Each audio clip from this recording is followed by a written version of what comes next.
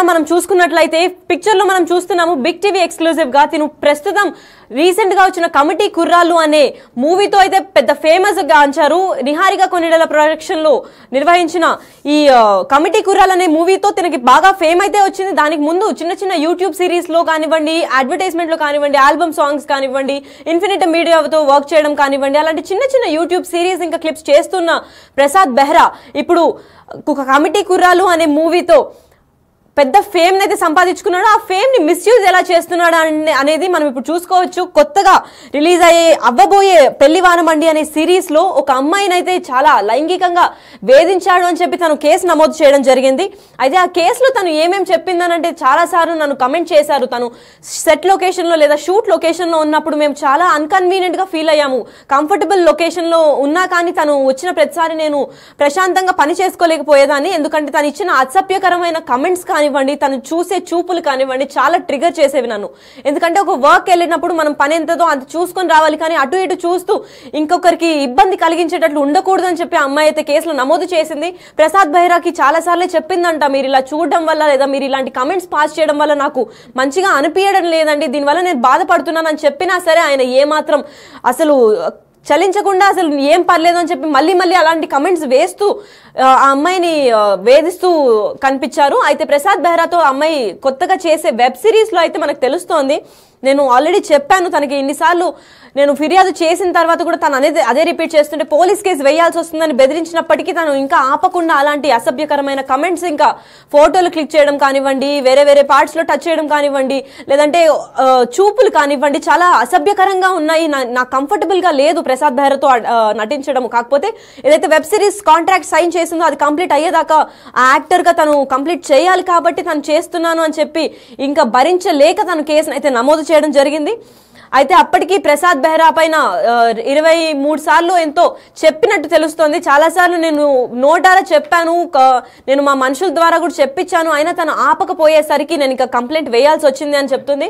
అయితే కంప్లైంట్ వేసిన తర్వాత తన పైన ఏం శిక్ష జరుగుతుంది, అసలు 14 days రిమాండ్ ఎందుకు వచ్చింది, అంతగా ఏం చేశాడు అని దీని గురించి మరింత ఇన్ఫర్మేషన్ ఇవ్వడానికి మా దగ్గర ప్రతినిధి సాగర్ ఉన్నారు. సాగర్ చెప్పండి, అసలు ఎన్నేళ్ళుగా నడుస్తుంది ఈ టార్చర్, అమ్మాయిని ఎందుకు టార్చర్ చేస్తున్నాడు ప్రసాద్ బెహ్రా? కేసులకి గత కొన్ని రోజుల నుంచి వేధిస్తున్నాడు. అంటే షూటింగ్ సమయం పైన అసభ్య పదజాలంతో ప్రైవేట్ పార్ట్స్ మీద కామెంట్ చేస్తూ వేధింపులకు గురి చేస్తున్నాడు అంటూ యూట్యూబర్ ప్రసాద్ బెహ్రా మీద సహనటి బాధితురాలు ఫిర్యాదు చేసింది జూబ్లీహిల్స్ పోలీసులకు. పోలీసులు వెంటనే కేసు నమోదు చేసి రిమాండ్ పంపించారు యూట్యూబర్ ప్రసాద్ బెహ్రా. అయితే ప్రధానంగా వీరిద్దరు కలిసి దాదాపు ఒక సంవత్సరంన్నర నుంచి వీళ్ళిద్దరికి పరిచయం. బాధితురాలికి ప్రసాద్ బెహ్రాకి కలిసి కొన్ని వెబ్ సిరీస్ చేస్తున్నారు. పెళ్లి వారం అండి అనే ఒక వెబ్ సిరీస్ చేస్తున్న సందర్భంలోనే వీరికి పరిచయం అయింది. ఆ సిరీస్ అనేది చేస్తున్న సందర్భంలోనే ప్రసాద్ బెహ్రా బాధితురాలిని వేధించాడు. అంటే ఒక అసభ్య పదజాలంతో కామెంట్ చేస్తూ ఆమె ప్రైవేట్ పార్ట్స్ పైన కామెంట్ చేస్తున్నట్లుగా కూడా బాధితురాలు ఫిర్యాదులో పేర్కొంది. దీంతో ఆ సందర్భంలోనే అతన్ని హెచ్చరించింది ప్రసాద్ బెహ్రాని, ఇలా అయితే నేను పని చేయలేని చెప్పి అది మధ్యలోనే ఆపేశారు. సో తర్వాత ప్రసాద్ బెహ్రా క్షమాపణ చెప్పి అనేక మార్లు బాధితురాలని బతలాడిన తర్వాత మెకానిక్ అనే వెబ్ సిరీస్ ను వీరిద్దరు కలిసి స్టార్ట్ చేశారు.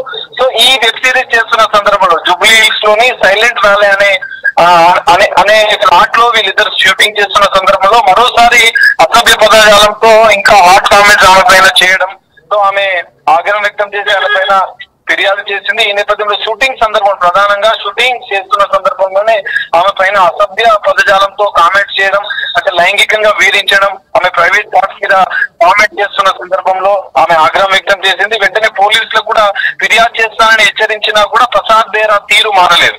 సో ప్రసాద్ బెహ్రా తీరు మారకపోవడంతో చిత్ర యూనిట్ కి అంటే ఈ వెబ్ సిరీస్ చేస్తున్నటువంటి వారికి కూడా ఆమె తన బాధను వ్యక్తం చేసింది. అయినా కూడా ప్రసాద్ బెహ్రా పలుమార్లు ఇదే విధంగా ఆమె పైన వ్యవహరించడం, ఆమె పైన దురుసు కామెంట్లు చేయడం, అసభ్య పదజాలంతో ఆమె దూషించడం, ఆమె ప్రైవేట్ పార్ట్స్ పైన కామెంట్స్ చేయడం, అంటే సినిమాల్లో వెబ్ సిరీస్ లో ఇలా కామన్ ఇట్లానే ఉండాలి అని చెప్పి ఆమె పైన వేధింపు చేయడం, ఈ మొత్తం వ్యవహారం మీద ఆమె అనేక మార్లు ఆయనని ప్రసాద్ బెహ్రా యూట్యూబర్ ప్రసాద్ బెహ్రాని హెచ్చరించినా కూడా ఆయనలో తీరు మారకపోవడంతో జూబ్లీహిల్స్ లోని ఈ సైలెంట్ వ్యాలీ దాంట్లో షూటింగ్ చేస్తున్న సందర్భంలో కూడా మరోసారి ఆమె ప్రైవేట్ ప్రైవేట్ పార్ట్స్ మీద కొట్టి, అంటే ఆమె ప్రైవేట్ పార్ట్స్ టచ్ చేసి ఆయన మరోసారి కూడా ఆమె పైన కామెంట్ చేశాడు అసభ్య పదాలతో.